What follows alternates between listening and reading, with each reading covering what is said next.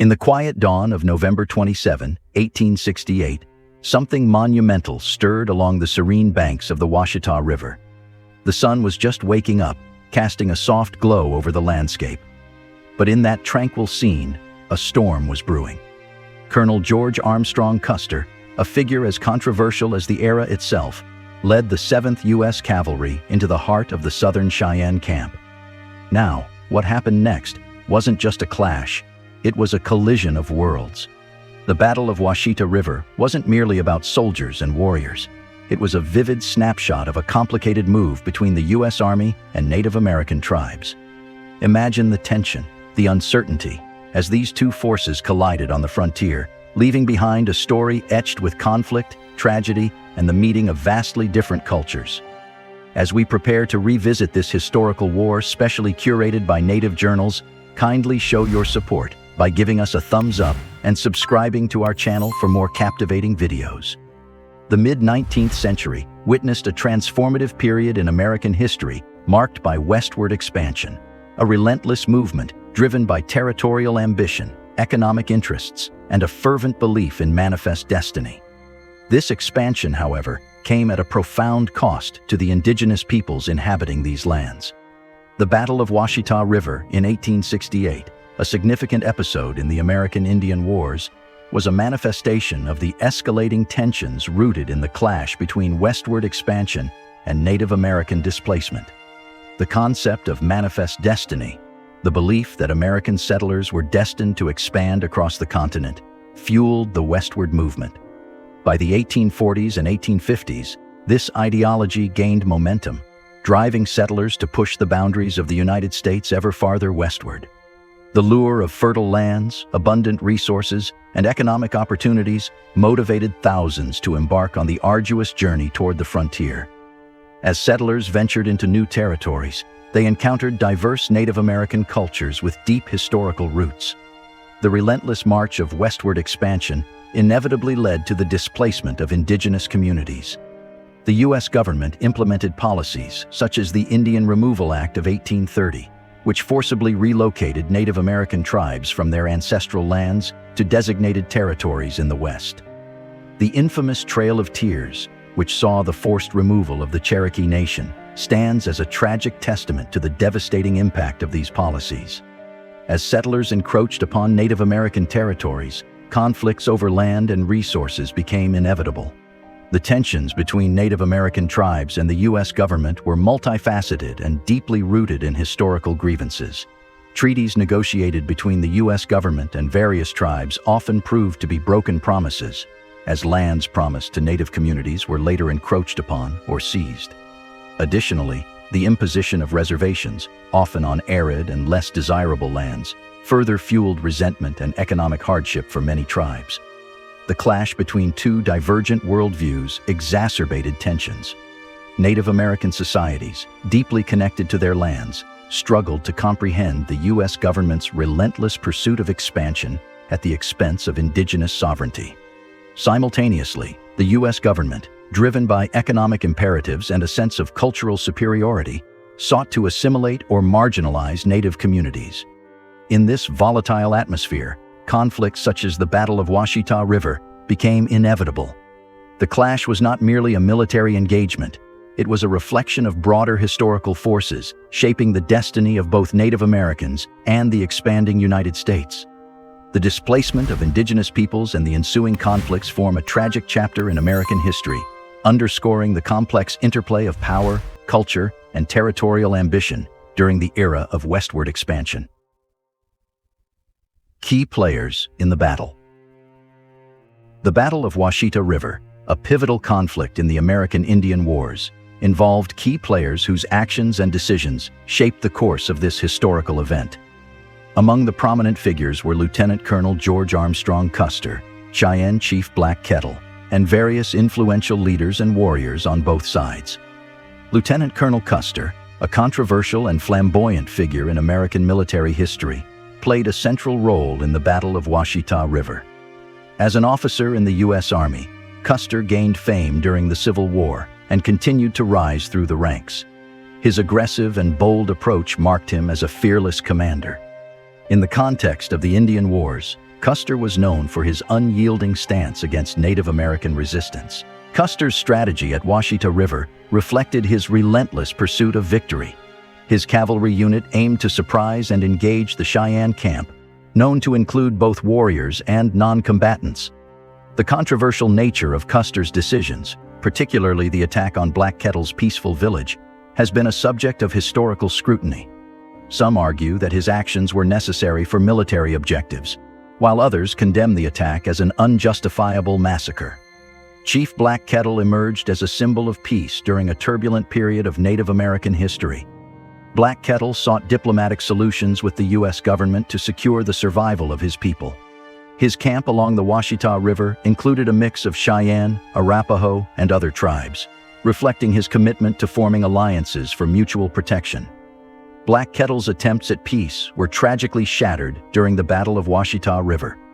Despite displaying a white flag to signal non-hostility, his village fell victim to Custer's surprise attack. Black Kettle's leadership and efforts for peace were overshadowed by the ruthless military action, raising questions about the U.S. government's commitment to negotiations with Native tribes. Beyond Custer and Black Kettle, the Battle of Washita River featured various influential leaders and warriors on both sides. Native American leaders such as Little Rock, Black Moon, and Little Robe played crucial roles in organizing defenses and responding to the surprise attack. Their tactical decisions and bravery during the battle showcased the resilience of Native American resistance. On the U.S. side, Captain Frederick Benteen and Major Joel Elliott commanded key units during the engagement. Their actions and adherence to Custer's orders contributed to the overall strategy and outcomes of the battle. The varied roles and perspectives of these leaders provide a clear understanding of the complexities in the clash between U.S. military forces and Native American communities. Several specific incidents precipitated the Battle of Washita River. One notable event was the Sand Creek Massacre of 1864. Led by Colonel John Chivington, the Colorado militia attacked a peaceful Cheyenne and Arapaho encampment along Sand Creek in southeastern Colorado. The encampment, led by Chief Black Kettle of the Cheyenne, consisted primarily of non-combatant members, including women, children, and elderly individuals. However, Colonel Chivington and his forces ignored these gestures and launched a surprise attack on the morning of November 29, 1860. The brutal assault resulted in the indiscriminate killing of over 150 Native Americans, with the majority being women and children. The attackers committed heinous acts, including mutilation and scalping, heightening the brutality of the massacre. The Sand Creek Massacre shocked the nation and left an enduring scar on the Cheyenne and Arapaho communities. The atrocity shattered any illusions of safety and trust in dealing with the U.S. military. Chief Black Kettle, who had survived the massacre, continued his efforts for peace despite the devastating loss. But the events at Sand Creek fueled a deep-seated resentment and animosity among the Cheyenne. Several months of counterattacks were carried out by Cheyenne, Arapaho, and Lakota fighters. After the army couldn't stop the raids, the government set up a team to make peace with the tribes doing the raids. Two treaties, one in 1865 and another in 1867, were supposed to make the Cheyenne, Arapaho, and other tribes stop raiding and move to reservations in Oklahoma. They were promised homes, tools for farming, hunting gear, and regular supplies like food and clothing. However, these promises didn't bring peace. Some tribal leaders didn't agree, and even if they did, they couldn't make their people follow the agreements. Congress took a long time to approve the treaties, and the supplies often didn't show up. Groups of young warriors, unhappy with reservation life, continued to fight. Under the leadership of General Sheridan, who commanded the Department of the Missouri, a stringent policy emphasizing the consequences of actions was implemented. Frustrated by the inefficacy of traditional military strategies against the Plains warriors, Sheridan devised a winter campaign, strategically targeting a time when the horses of the indigenous communities would be at their weakest. Executing this plan, Lieutenant Colonel George Armstrong Custer embarked on November 23, 1868, from Camp Supply in Indian Territory. Accompanied by 689 troopers from the 7th U.S. Cavalry and supported by a dozen Osage scouts, Custer's mission was directed towards the Washita River Valley. This region served as winter camps for approximately 6,000 to 8,000 Cheyenne, Arapaho, Kiowa, Comanche, and Plains Apache. Traversing through challenging conditions, including a foot of fresh snow, Custer's command reached the Washita Valley shortly after midnight on November 27. Operating with utmost silence, they strategically positioned themselves near an Indian encampment that had been identified by the scouts, located at a bend in the river.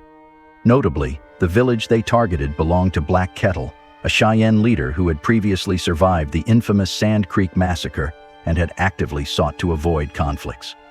On the morning of November 27, 1868, the battle kicked off with a rifle shot, a bugle signaling a charge, and a band playing Gary Owen. Everything turned chaotic as Lieutenant Colonel Custer's cavalry charged across the freezing Washita River in present-day Oklahoma into Chief Black Kettle's sleeping Cheyenne camp. Arriving in 4 battalions, the military forces under Lieutenant Colonel Custer's command executed a multi-pronged strategy. Custer personally led the largest battalion straight into the heart of the village, while Major Joel Elliott and Captains William Thompson and Edward Myers directed the remaining troops to approach from the northeast and southwest, aiming to encircle the Cheyenne encampment. From a vantage point on a southern knoll, Custer observed as the soldiers, with a relentless and rapid assault, expelled the Cheyenne from their lodges. The scenes were chaotic, with many Cheyenne fleeing barefoot and scantily clad, while the soldiers pursued them in every direction. During the intense engagement, some Cheyenne warriors fought fiercely and met their demise within the village, while others strategically positioned themselves behind trees and in ravines, returning fire. A significant number of warriors managed to escape the onslaught. Tragically, Black Kettle, the respected leader of the village, and his wife, Medicine Woman later, fell victim to the conflict as they attempted to cross the Washita River, losing their lives to the soldiers. As the combat subsided, approximately 2 hours later, the aftermath revealed a harrowing scene with an estimated 30 to 60 Cheyenne casualties, along with the loss of about 20 cavalrymen, all scattered amidst the unforgiving landscape of snow and mud. The Battle of Washita River left a lasting impact on the Cheyenne tribe and became a contentious episode in the broader narrative of the American Indian Wars. Executing Maj. General Philip H. Sheridan's strategic plan aimed at crippling resistance, Lieutenant Colonel Custer undertakes a decisive move by seizing control of the village's pony and mule herds, totaling an impressive 875 animals. In a calculated decision, Custer isolates 225 animals for capture, while issuing a ruthless order for the mass elimination of the remaining livestock. Adhering to the principles of total war, Custer extends the devastation by commanding the intentional burning of the Cheyenne lodges. This destructive act included setting ablaze all the winter supplies of food and clothing stored within the dwellings, intensifying the impact on the Cheyenne community. As the situation unfolds, Custer becomes aware of the looming threat posed by additional Indigenous forces advancing from the east.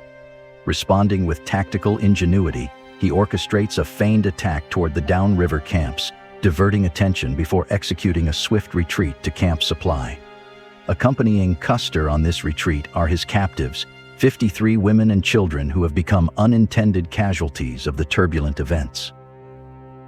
The treatment of Native American civilians during the Battle of Washita River remains a contentious issue. Supporters of Custer argue that he aimed to quell Indigenous resistance and protect American settlers, emphasizing the unpredictable nature of warfare on the frontier. On the contrary, critics contend that Custer's forces engaged in indiscriminate violence, targeting civilians and perpetuating a cycle of brutality against Native communities. The Battle of Washita River had far-reaching consequences that reverberated long after the smoke cleared. The event intensified existing tensions between Native tribes and the U.S. government, contributing to a broader pattern of dispossession and displacement. Moreover, the battle fueled debates over the morality of westward expansion and the government's treatment of Indigenous peoples. The scars left by this conflict continue to be felt, serving as a poignant reminder of the complexities inherent in the historical relationship between Indigenous peoples and the expanding American nation. What are your views concerning the events of this war? Do share with us in the comments section below. Don't hesitate to like this video and subscribe to this channel if you're yet to do so. Thanks for watching.